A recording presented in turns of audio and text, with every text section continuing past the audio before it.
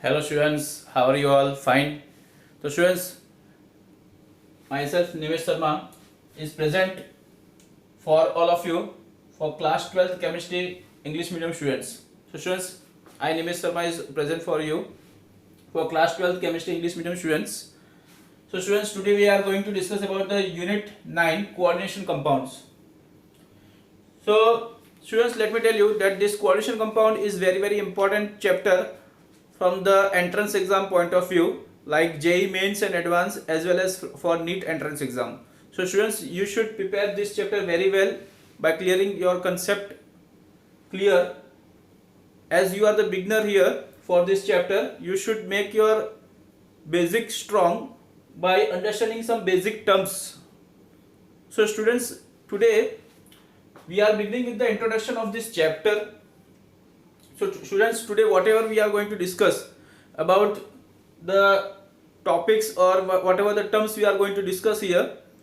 So students, you pay attention properly and try to understand it clearly and make your basic strong. So that will help you to solve the difficult level questions also. So students, which topics we are going to discuss here? So in the introduction, students, we are going to discuss about the topics like addition compounds.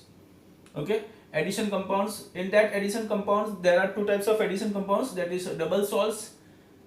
First one is double salt and second one is the coordination compound or complex ions.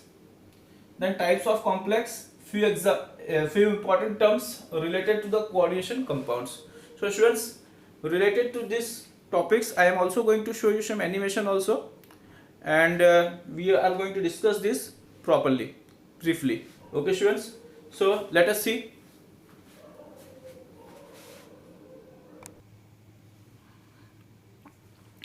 So students, this is chapter number 9, that is coordination compound. So here first of all we are going to discuss about the addition compounds. So students, what are the addition compound? Let me tell you. The definition of the addition compound is given to you. So students, you know that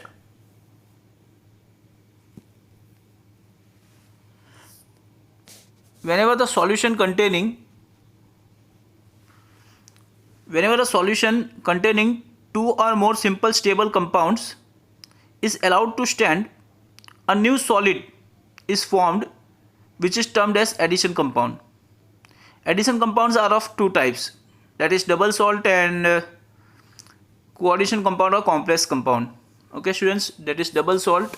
Let me tell you that this double salt and coordination compound or complex ions.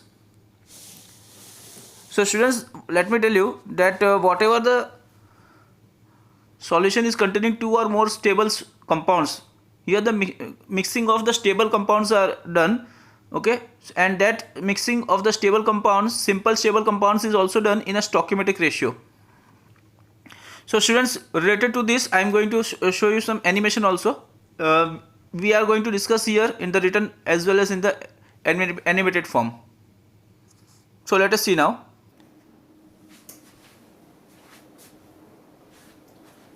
Okay students, so we are going to see about this coordination compound, and students, you can see here this pink color, this is the metal ion and this is the anion or neutral molecule ligands. Okay, so L indicates the ligand and M indicates the metal ion. So students, the coordination compound is forming in this way just now. The combination is like this way. So ligands are actually donating their electron pairs. So students, now we are going to see about the addition compound. So when the two stable solutions are mixed in the stoichiometric ratio, okay, they form the addition compound. So you can see here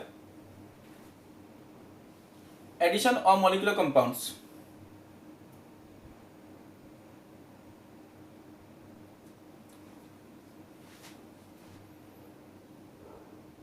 So students, see, example is there, potassium sulfate K2SO4 is there, and in that aluminum sulfate is added. Now both these are undergoing reaction. So K2SO4 plus Al2SO4 plus H2O, when undergo heating, so what will they form? See, they will form here You can see here K2SO4 Al2SO4 thrice 2H24H2O, that is potash alum, which is a double salt. So students, double salt is one type of the addition compound only. Now see another potassium cyanide KCN, when mixed in nickel cyanide NiCN twice. So that is also forming the double salt KCN NiCN. So it is forming potassium tetracyanoniculate K2NiCN4. So now addition of molecular compounds, they are of two types, students. Which are the two types? That is, first one is the double salt and second one is what? Coordination or complex compound.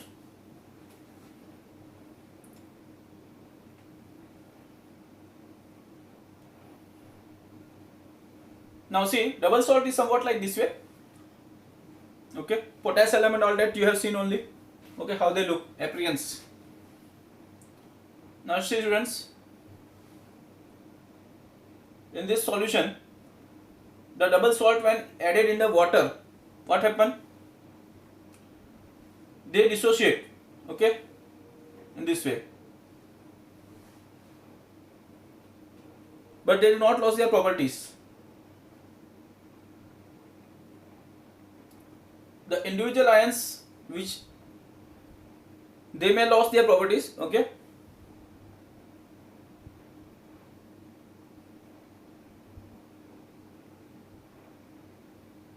Now see, this is the potash alum which is added in the water.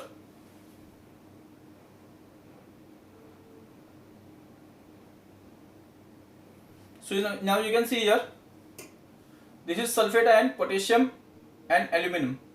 This undergoes the separation, dissociation. Potassium ion, aluminum ion and sulfate ion undergo dissociation. When they get dissociated, they change their properties. Now you can see students, carnallite and Mohr salt. These are also the examples of the double salt.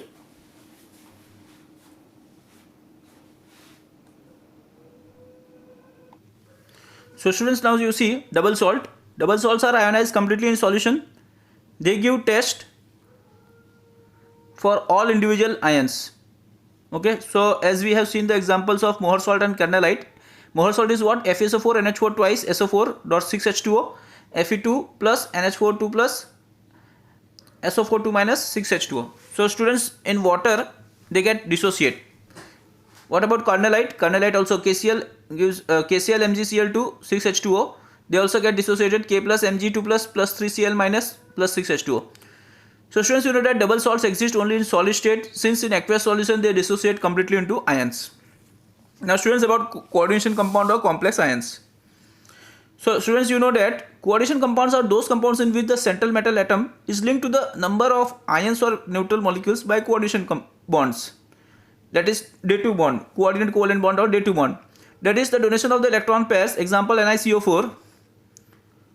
However, if the species is thus formed carries some positive or negative charge, it is called as complex ion.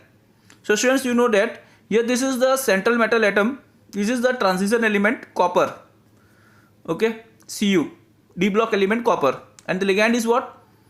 Amine. How many amine is there? There are 4 amine. And what is the charge of this complex ion? That is +2. Similarly students, you can see another complex ion. This is complex cation and this is complex anion. So FeCN6 4 minus. What is the central metal atom here? Fe. That is nothing else but transition metal atom, D block element. And what is the ligand here? So students, cyanide is the ligand. Now this cyanide is called as cyanido.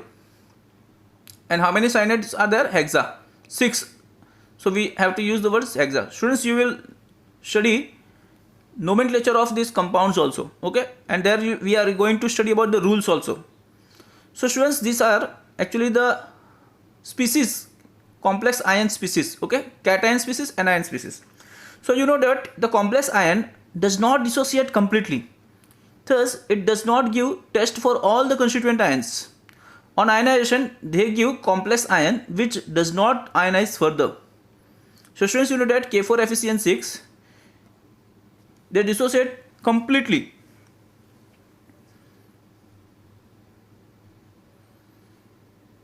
K plus FeCN6 4 minus. So students, actually it is not completely dissociating. It is dissociation is only outside the coordination sphere only. Okay, so whatever the species are outside the coordination sphere, that is in the ionization sphere, okay, only they will dissociate. So students, you can see here only potassium is separated, but whatever the ions or whatever the species are inside this square box, that is the coordination sphere, they are not getting separated. Okay, so you can see K plus is ionized, but FeCN6, okay, inside this square box, they do not ionize. Okay, that only, students, you are going to study here also. In the animation also I am going to show you. Thus the coordination compounds may be defined as those compounds which contain a complex ion. They are also known as coordination complex or simply complex salt. So students, now you are going to study about that coordination compounds exist in solid as well as in aqueous solution, since in the solution the complex ion does not dissociate into ions.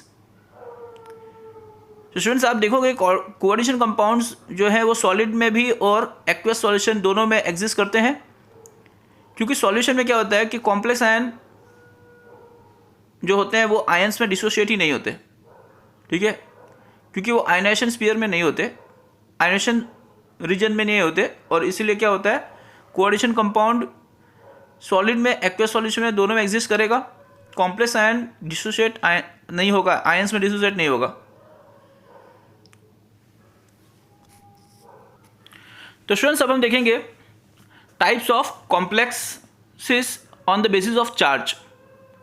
Students, charge के basis पे अब हम complexes देखेंगे. That is cationic complexes, complexes in which the complex ion has positive charge. Example CuNH3 3+, NiNH3 2+. तो students, यहाँ पे देखो charge के बेसिस पे क्या हुआ है, कॉम्प्लेक्सेस हैं, ठीक है ना. तो कॉम्प्लेक्सेस जो चार्ज के पॉजिटिव चार्ज के बेसिस पे है, ठीक है, तो उनको हम क्या बोलेंगे, जो भी कॉम्प्लेक्स आयन में पॉजिटिव चार्ज होगा तो उसको हम क्या बोलेंगे students, cationic charge, cationic complexes बोलेंगे. इसी तरह से स्टूडेंट्स, एनायनिक कॉम्प्लेक्स हम किसको बोलेंगे, तो those in with the complex ions carries a negative charge. Example AgCN twice minus FeCN6 4-. तो स्टूडेंट्स, यहाँ पे कॉम्प्लेक्स आयन का चार्ज क्या है, नेगेटिव चार्ज है, तो इसको हम क्या बोलेंगे स्टूडेंट्स, एनायनिक कॉम्प्लेक्सेस बोलेंगे. अब उसके बाद देखो neutral complexes, the complex which does not carry a charge. Example NiCO4, COCl3, NH3 thrice etcetera. तो स्टूडेंट्स, जो भी कॉम्प्लेक्स का ओवरऑल चार्ज जीरो हो उसको हम क्या बोलेंगे, न्यूट्रल कॉम्प्लेक्स बोलेंगे. यानी प्लस या माइनस में से कोई भी चार्ज ना आता हो, तो ऐसे कॉम्प्लेक्सेस को हम क्या बोलेंगे, न्यूट्रल कॉम्प्लेक्सेस. इसका मतलब चार्ज के बेसिस पे कितने टाइप के कॉम्प्लेक्स हुए स्टूडेंट्स, 3 टाइप के, cationic complexes, anionic complexes, neutral complexes. अब देखेंगे हम types of complexes on the basis of stability in solution. Solution में जो स्टेबिलिटी है, जो स्थायिता है, उनके बेसिस पे कॉम्प्लेक्स के टाइप्स देखेंगे. तो पहला टाइप कौन सा है स्टूडेंट्स, परफेक्ट और पेनिट्रेटिंग कॉम्प्लेक्सेस. तो complex ion is quite stable and almost does not dissociate into ions in the solution. Example Na3CuNH3 gives 3Na plus CuNH3 3-. तो यहाँ पे कोऑर्डिनेशन स्फीयर वाला जो है वो तो डिसोशिएट होता ही नहीं है. क्यों, क्योंकि वो स्क्वायर बॉक्स के अंदर है, वो आयनेशन स्फीयर में नहीं है. स्टूडेंट्स, आप बाद में पढ़ोगे कि आयनेशन स्फीयर में जो होता है वही आयनाइज होता है. तो Na3 जो यहाँ पे सोडियम जो है वो स्क्वायर बॉक्स कोऑर्डिनेशन स्फीयर के बाहर है, मतलब आयनेशन स्फीयर में है, और इसलिए उसका आयनेशन पॉसिबल है. लेकिन जो आयनेशन स्फीयर में होगा ही नहीं, उसका आयनेशन नहीं होगा. तो स्टूडेंट्स, यहाँ पे स्क्वायर बॉक्स के अंदर जो भी है वो कोऑर्डिनेशन स्फीयर में, और वो आयनेशन नहीं होगा क्योंकि वो आयनेशन स्फीयर में नहीं है. सेकंड देखो स्टूडेंट्स, इम्परफेक्ट और नॉर्मल कॉम्प्लेक्सेस. तो complex ion is not very stable and dissociate appreciably to give simple ions. तो यहाँ पे देखो स्टूडेंट्स, यहाँ पे क्या हो रहा है, इम्परफेक्ट है या तो नॉर्मल कॉम्प्लेक्स है ये, ठीक है ना, इम्परफेक्ट है या तो फिर ये नॉर्मल कॉम्प्लेक्स है. तो स्टूडेंट्स देखो यहाँ पे इसके बारे में क्या बताया गया है, तो K2CdCN4 ये डिसोशिएट हो रहा है. पहले तो डिसोशिएट हो रहा है K+ और CdCN4 2- में. उसके बाद स्टूडेंट्स यहाँ पे रिवर्सिबल रिएक्शन दिखाया गया है. CdCN4 2- कॉम्प्लेक्स एनायन जो है वो डिसोशिएट हो भी सकता है Cd2+ में, 4Cn- में और फिर से कंबाइन होके CdCN4 2- कॉम्प्लेक्स एनायन फिर से बना सकता है। तो यहाँ पे बताया गया ब्रैकेट में देखो क्या लिखा है कि dissociate to a good extent, अच्छे एक्सटेंट तक ये डिसोशिएट होता है और इसलिए इसको कैटेगराइज किया गया है इम्परफेक्ट और नॉर्मल कॉम्प्लेक्सिस में। तो स्टूडेंट्स ये थे कॉम्प्लेक्सिस के टाइप। पहला टाइप था चार्ज के बेसिस पे, दूसरा टाइप था सॉल्यूशन में स्टेबिलिटी के बेसिस पे। तो पहला जो था उसमें भी दो टाइप थे, परफेक्ट या पेनिट्रेटिंग कॉम्प्लेक्सिस और दूसरा इम्परफेक्ट या नॉर्मल कॉम्प्लेक्सिस। तो परफेक्ट वाले में क्या था, क्वाइट स्टेबल था, बहुत ज़्यादा स्टेबल था, सॉल्यूशन में डिसोशिएट नहीं होता था। ठीक है, तो कॉम्प्लेक्स आयन जो होंगे वो तो डिसोशिएट नहीं होंगे। इम्परफेक्ट या नॉर्मल कॉम्प्लेक्सेस में कुछ चांसेस होते हैं डिसोशिएट होने का, लेकिन फिर से कंबाइन होने का भी चांसेस होता है, इसलिए रिवर्सिबल रिएक्शन दिखाया गया है। ओके स्टूडेंट्स,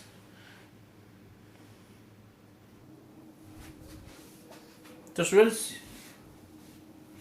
यहां से देखेंगे हम K2NiCN4 डिसोशिएट हो रहा है as a coordination compound, dissociate हो रहा है K+NiCN4 2- में।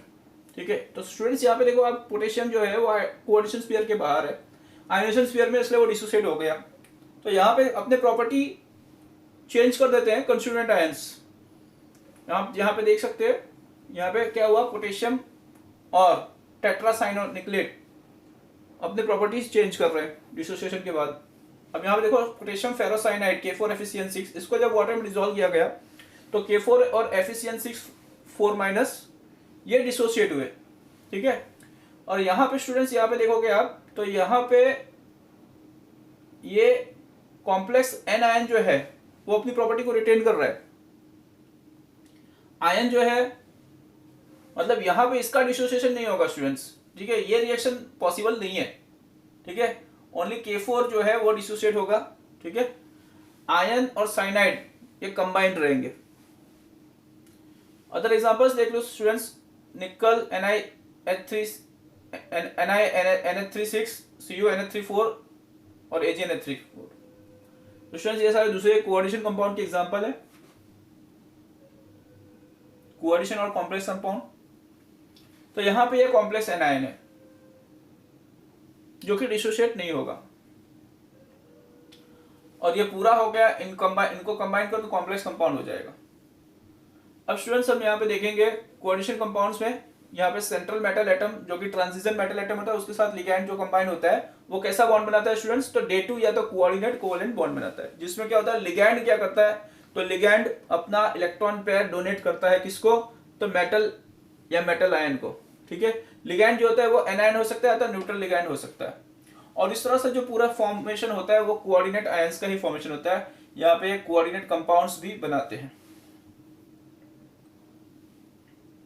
तो आप स्टूडेंट्स जानो कि जो पीरियोडिक टेबल है वो पीरियोडिक टेबल में जो डी ब्लॉक एलिमेंट्स है, ठीक है ना, ग्रुप नंबर 3 से लेकर 12 तक, तो यहाँ पे डी ब्लॉक एलिमेंट्स जो है वही रिस्पॉन्सिबल है इसके कोऑर्डिनेशन कंपाउंड बनाने के लिए। तो उसका रीजन क्या है, due to relatively smaller size of metal ions, high ionic charges, the availability of vacant d orbitals of bond formation. तो ये सारे रीजन की वजह से यही जो है डी ब्लॉक एलिमेंट्स वो क्या बनाते हैं, कोऑर्डिनेशन कंपाउंड बनाते हैं। अब स्टूडेंट्स यहाँ पे देखो आप लीफ में, ट्रीज के जो लीफ होते हैं, ठीक है, उसमें जो क्लोरोफिल होता है उसमें मैग्नीशियम का कॉम्प्लेक्स होता है। ठीक है, मैग्नीशियम कॉम्प्लेक्स, फिर Fe, तो ट्रीज के लीफ में मैग्नीशियम कॉम्प्लेक्स होता है। ठीक है, that is the formation of chlorophyll. ये क्लोरोफिल है, मैग्नीशियम जो है स्टूडेंट्स, ये मैग्नीशियम आप देख सकते हो। ठीक है, ये किस तरह से कंबाइंड है। फिर स्टूडेंट्स देखो रेड ब्लड सेल्स में हीमोग्लोबिन जो प्रोटीन होता है उसमें Fe क्या है स्टूडेंट्स, ट्रांजिशन एलिमेंट है, डी ब्लॉक एलिमेंट है। ठीक है, फिर यहाँ पे स्टूडेंट्स देखो जो हमारे ह्यूमन बॉडी में जो विटामिन B12 होता है उसमें भी जो मेन सेंट्रल एटम है वो क्या है, कोबाल्ट का एटम है, तो कोबालामाइन बोला जाता है विटामिन B12 को। अब स्टूडेंट्स देखो इलेक्ट्रोप्लेटिंग का जो एक्सपेरिमेंट होता है, ठीक है, मेटलर्जिकल प्रोसेसेस जो होते हैं वो सब में, फिर टेक्सटाइल डाइंग की प्रोसेस देख लो स्टूडेंट्स, कॉपर थैलोसाइनाइड, ये सब कंपाउंड्स जो है स्टूडेंट्स वो सब में क्या होता है, कोऑर्डिनेशन कंपाउंड बहुत ही अच्छा रोल प्ले करता है। ठीक है। इंडस्ट्रियल कैटलिस्ट में कोऑर्डिनेशन कंपाउंड बहुत अच्छा रोल प्ले करता है। कोऑर्डिनेशन कॉम्प्लेक्सेस बनाने में लुईस एसिड बेस्ड रिएक्शन में कोऑर्डिनेशन कंपाउंड्स बहुत ही अच्छा काम करता है, रोल प्ले करता है। तो स्टूडेंट्स ये सब हमारे इंट्रोडक्शन में दिया है, एनसीईआरटी टेक्स्ट बुक में भी ये सब दिया है। Coordination complex. अब स्टूडेंट्स हम देखेंगे terms used with reference to coordinate compounds. तो कौन से टर्म्स कोऑर्डिनेट कंपाउंड्स की स्टडी में यूज होते हैं? तो सेंट्रल एटम और ion, ligand, coordination number, coordination sphere, coordination polyhedron, oxidation number, फिर homoleptic complexes and heteroleptic complexes. तो स्टूडेंट्स ये सारे रेफरेंस हैं जो कि कोऑर्डिनेट कॉम्प्लेक्स कंपाउंड्स में यूज होते हैं और इनको जानना बहुत ही जरूरी है।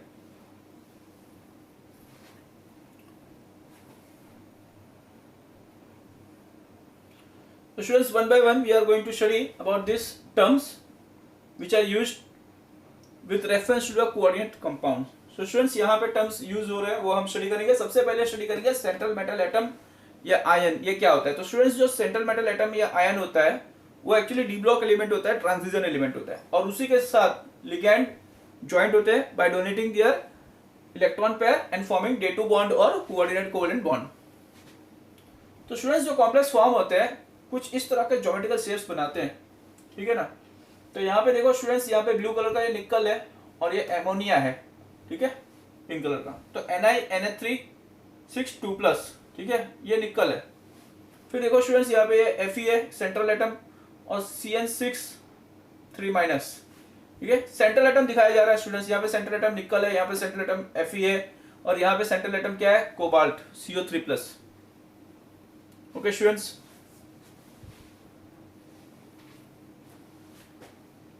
यहाँ पे देखो कोबाल्ट है COCl6 3 acts as a electron pair acceptor Lewis acid. तो ये सेंट्रल एटम जो होते हैं वो लुईस एसिड की तरह काम करते हैं, ठीक है। ये देखो ये लिगैंड है, इलेक्ट्रॉन पेयर डोनेट करने वाला है और ये इलेक्ट्रॉन पेयर एक्सेप्ट करेगा।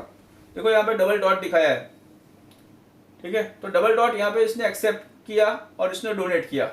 तो स्टूडेंट्स एरो वाला बॉन्ड बनेगा, ठीक है ना, एरो वाला बॉन्ड, जिसको हम क्या बोलेंगे, ये कोऑर्डिनेशन ग्रुप है, ठीक है, क्योंकि ये डोनेट कर रहा है। इलेक्ट्रॉन पेयर डोनर है, एक्ट करता है लुईस बेसिस की तरह, और ये एक्सेप्टर है तो ये एक्ट करेगा लुईस एसिड की तरह। तो अब देखो यहाँ पे स्टूडेंट्स इसी तरह से कुछ सिंपल आयंस, हैलाइड्स जो है लिगैंड की तरह हैलाइड्स हो गए, ठीक है, फ्लोराइड, क्लोराइड, ब्रोमाइड, आयोड। फिर स्मॉल मॉलिक्यूल्स में देख लो स्टूडेंट्स लिगैंड की तरह, ये सारे लिगैंड्स के एग्जांपल दिखाए, वाटर और एमोनिया न्यूट्रल लिगैंड्स हैं। अब लार्ज मॉलिक्यूल्स में देख लो स्टूडेंट्स, तो लार्ज मॉलिक्यूल में क्या है, इथेन 1,2 डायमाइन, ठीक है ना, डाइडेंटेड लिगैंड है स्टूडेंट्स, 2 एमोनिया है। तो इस तरह से बहुत सारे हैं। अब ये सबसे पहले हम पढ़ेंगे unidentate ligand. The number of atoms in ligand that bind to the central atom in a complex is referred to as denticity। सबसे पहले डेंटिसिटी के बाद बताया गया कि जितने भी एटम लिगैंड में होते हैं जो सेंट्रल एटम से बाइंड होते हैं उनको हम डेंटिसिटी बोलेंगे। तो यहाँ पे कितना है डेंसिटी, 6 है, ठीक है, यहाँ पे 4 है, यहाँ पे 4 है, क्लोराइड, आयन, वाटर, एमोनिया। तो सेंट्रल एटम से बाइंड होने वाले जितने भी एटम के नंबर होंगे वो उसकी डेंटिसिटी मानी जाएगी, ठीक है ना स्टूडेंट्स। लिगैंड्स दैट कंटेन 2 और 2 donor atom are known as bidentate और डाइडेंटेड। जो भी लिगैंड में 2 डोनर एटम होते हैं उनको हम क्या बोलते हैं, बाइडेंटेड या तो डाइडेंटेड लिगैंड बोलेंगे।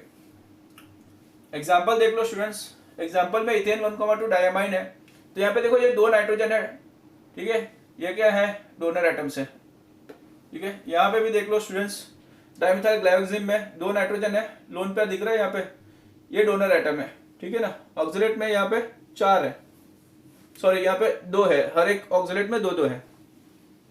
Ligands with several donor atoms are called polydentate और मल्टीडेंटेड लिगैंड्स। कोई ऐसे लिगैंड्स हो जिनमें बहुत सारे डोनर एटम्स हो तो उनको हम क्या बोलेंगे, डाइडेंटेड या सॉरी पॉलीडेंटेड या मल्टीडेंटेड लिगैंड्स।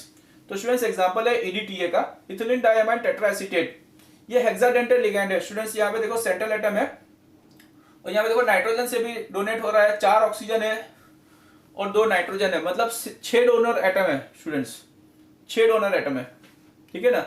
इथिलीन डायमाइन टेट्राएसीटेट है, तो डायमाइन का 2 नाइट्रोजन आ गया और टेट्राएसीटेट का 4 ऑक्सीजन आया, तो इस तरह से 6 डोनर एटम हो गए। अब स्टूडेंट्स हम यहाँ पे देखेंगे इस तरह का यहाँ पे EDTA क्या बना रहा था, तो मेटल की सराउंडिंग, मेटल सेंट्रल एटम की सराउंडिंग किलेट बना रहा था। तो किलेटिंग लिगेंड्स क्या होते हैं, तो have lone pair of electrons of more than one atom are capable of binding to central atom और ion more than one coordinate covalent bond, एक से ज्यादा कोऑर्डिनेट कोवेलेंट बॉन्ड बना के सेंट्रल एटम को बाइंड कर सकता है। अब एम्बीडेंटेड लिगेंड किसे बोलते हैं, तो have two different types of potential donor atoms but use only one of them to form coordinate covalent bond with the metal ion. ठीक है, मेटल आयन के साथ कोऑर्डिनेट कोवेलेंट बॉन्ड बनाने के लिए कोई भी एक यूज करता है, एक्चुअल में उनके पास दो होता है, मतलब किसी भी तरीके से वो ज्वाइनिंग कर सकते हैं। तो स्टूडेंट्स यहाँ पे देखो NO2 माइनस दिख रहा है, इसमें दो डोनर एटम है, नाइट्रोजन भी है ऑक्सीजन भी है। ठीक है, इससे भी डोनेट कर सकता है, इससे भी डोनेट कर सकता है। देखो यहाँ पे नाइट्रोजन से डोनेट किया तो इसको क्या बोला जाएगा, तो नाइट्रिटो बोला जाएगा, और ऑक्सीजन से होगा तो नाइट्राइटो। यहाँ पे HCN से सल्फर से डोनेट हो सकता है, तो यहाँ पे नाइट्रोजन से डोनेट हो सकता है, ये थायोसाइनेटो हुआ, ये आइसोथायोसाइनेटो हुआ। ठीक है, अब देखो स्टूडेंट्स यहाँ पे क्या है, total number of ligand donor atoms to which metal is directly bonded is known as coordination number of that ion। इसको हम क्या बोलेंगे, कोऑर्डिनेशन नंबर बोलेंगे, वही आयन का। तो स्टूडेंट्स यहाँ पे एग्जांपल देख लेते हैं, सिल्वर Na3 ट्वाइस प्लस, ठीक है ना, सिल्वर Na3 ट्वाइस प्लस। तो यहाँ पे देखो स्टूडेंट्स Na3 कितने हैं, दो हैं, तो दोनों डोनेट कर रहे हैं ना सिल्वर को, तो कोऑर्डिनेशन नंबर कितना, दो हो गया। ठीक है, CuEn2 प्लस। तो स्टूडेंट्स यहाँ पे देखो कॉपर सेंट्रल एटम है और ये डाइडेंटेड लिगैंड है, दो नाइट्रोजन से डोनेट हो रहा है। कितने नाइट्रोजन है टोटल, 4, तो कोऑर्डिनेशन नंबर क्या हुआ, 4 कोऑर्डिनेट कोवेलेंट बॉन्ड बना रहा है। इसी तरह से यहाँ पे देखो स्टूडेंट्स, यहाँ पे कोबाल्ट है और इसके डोनर एटम्स कितने हैं, 6। कहां से आए, तो स्टूडेंट्स हर एक डाइडेंटेड लिगैंड कितने, 3 डाइडेंटेड लिगैंड है। ठीक है ना, तो हर एक डाइडेंटेड लिगैंड में 2-2 आएंगे तो टोटल 6 हो जाएंगे, तो कोऑर्डिनेशन नंबर 6 हो गया। अब देखेंगे हम कोऑर्डिनेशन स्फीयर किसको बोलते हैं। तो central metal atom and ligands attached to it are collectively termed as coordination sphere और कोऑर्डिनेशन एंटिटी। तो स्टूडेंट्स जो हम स्क्वायर बॉक्स में देखते हैं ना, उसमें सेंट्रल एटम और लिगैंड साथ में होते हैं, उसे हम कोऑर्डिनेशन स्फीयर या एंटिटी बोलेंगे। तो यहाँ पे देखो K4FeCN6 में स्टूडेंट्स ये Fe और CN6 पूरा का पूरा क्या है, ये पूरा का पूरा क्या है, कोऑर्डिनेशन स्फीयर है या तो कोऑर्डिनेशन एंटिटी भी बोल सकते हैं। तो यहाँ पे देखो येलो हाईलाइट कर दिया है, तो ये पूरा कोऑर्डिनेशन स्फीयर में आएगा। और कोऑर्डिनेशन स्फीयर का कभी आयोनाइजेशन नहीं होता, ठीक है ना, तो जो भी चीज कोऑर्डिनेशन स्फीयर के बाहर होगा उसी का आयोनाइजेशन होगा। तो यहाँ पे देखो K4 सेपरेट हुआ है, आयनाइज हो गया। तो ये जो आयनाइज होता है, ठीक है, उसे हम क्या बोलेंगे, काउंटर आयन। यहाँ पे K4 क्या है, पोटेशियम क्या है, वो काउंटर आयन है। ठीक है, यहाँ पे भी पोटेशियम काउंटर आयन है। NiCl4 2- कोऑर्डिनेशन स्फीयर है, और ये पोटेशियम जो है वो क्या है, काउंटर आयन है।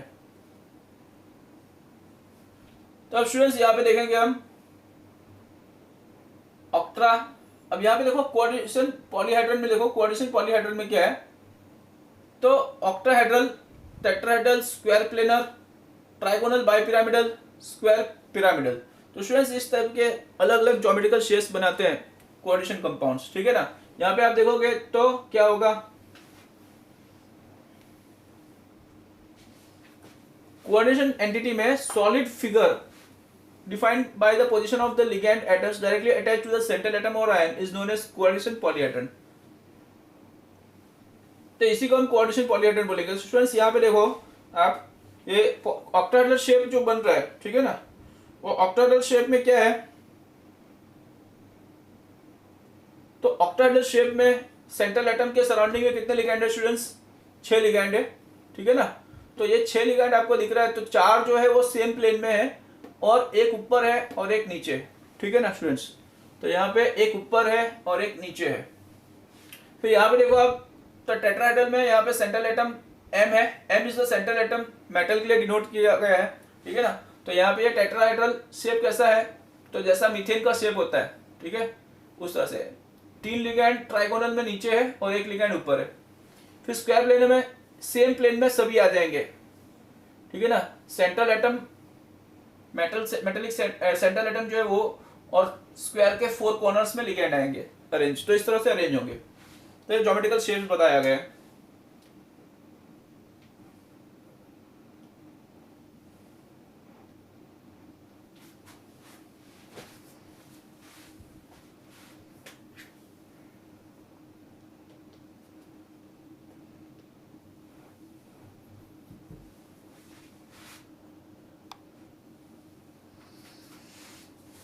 नेक्स्ट देखो स्टूडेंट्स, यहाँ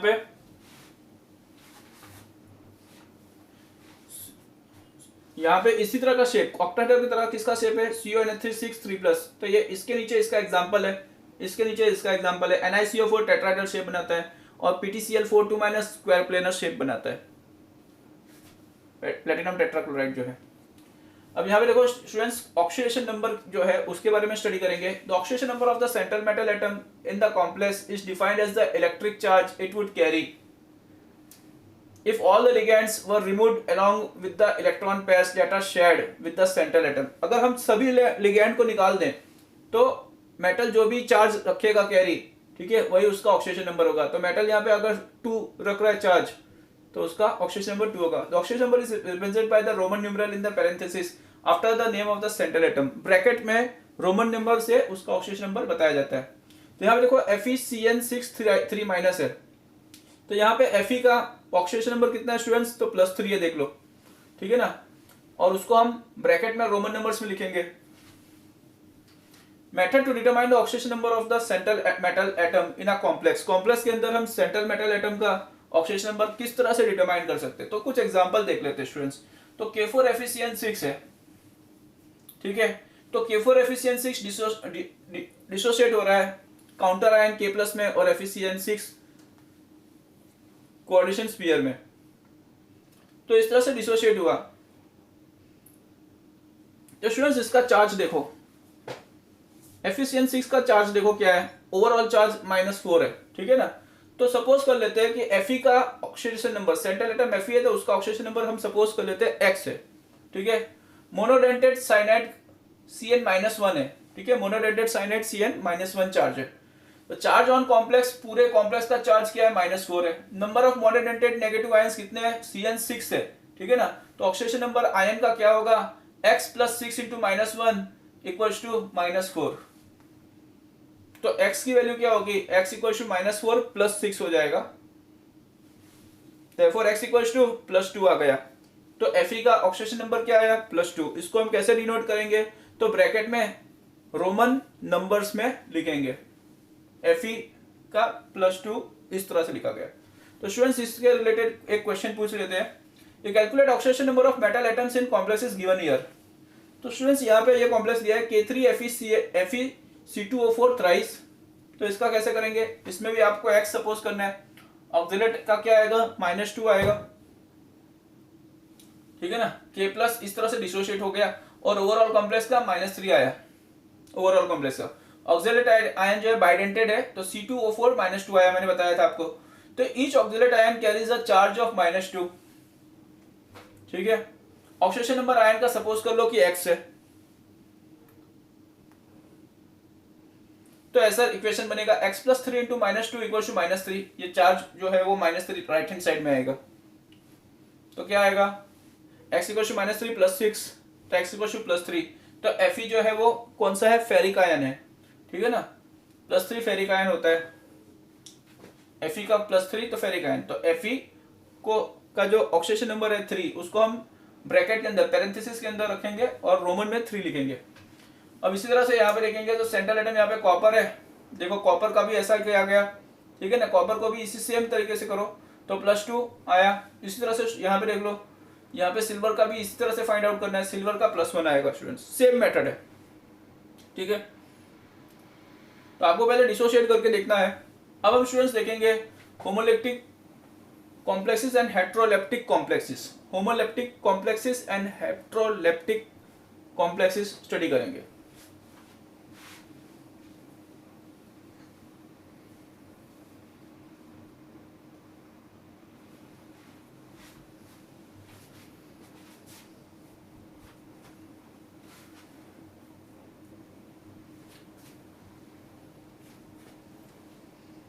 तो स्टूडेंट्स अब देख लो यहाँ पे, complex in which a metal is bound to only one type of ligand atoms is known as homoleptic complex. तो ऐसा कोई भी कॉम्प्लेक्स जिसमें एक मेटल बाउंड हो किसी एक ही टाइप के लिगैंड एटम से, उसको हम क्या बोलेंगे, होमोलेप्टिक कॉम्प्लेक्स। होमो मतलब सेम होता है, तो लिगैंड सेम टाइप का होना चाहिए, इसका क्लियर कर लेना है हमें, ठीक है ना स्टूडेंट्स। तो अभी इसका हम एग्जांपल भी देख लेते हैं। तो एग्जांपल है यहाँ पे CuNH3 तो यहाँ पे देखो सारे ligand NH3 ammonia same ligand है, ठीक है ना। कोबाल्ट के साथ अटैच सारे सेम लिगैंड है, और यहाँ पे Fe के साथ अटैच सारे सेम लिगैंड साइनाइड है, FeCN6 3-। तो ये कैसे कॉम्प्लेक्सेस हैं, होमोलेप्टिक है। अब हम देखें दूसरा, a complex in which the metal is bound to more than one kind of ligand, एक से ज्यादा टाइप के डिफरेंट लिगैंड्स होंगे, उनके साथ अगर बाउंडेड है तो उसको हम क्या बोलेंगे, हेट्रोलेप्टिक कॉम्प्लेक्स। हेट्रो मतलब डिफरेंट होता है स्टूडेंट्स। तो यहाँ पे देखो एग्जांपल है CuNH3 4Cl Br, मतलब एमोनिया भी है, क्लोराइड भी है और ब्रोमीन भी है, तीन अलग डिफरेंट टाइप के हैं, ठीक है ना स्टूडेंट्स।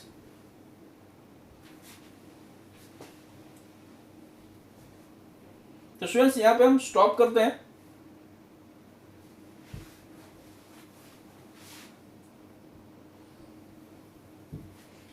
तो स्टूडेंट्स यहाँ पे हम अपनी क्लास को स्टॉप करते हैं, और आज के क्लास में आपको कोई भी डाउट है, कोई भी क्वेरी है तो स्टूडेंट्स कमेंट करना, मैसेज करना, आपके डाउट्स क्लियर होंगे। Thank you. और स्टूडेंट्स नोट्स बनाते रहना। Thank you.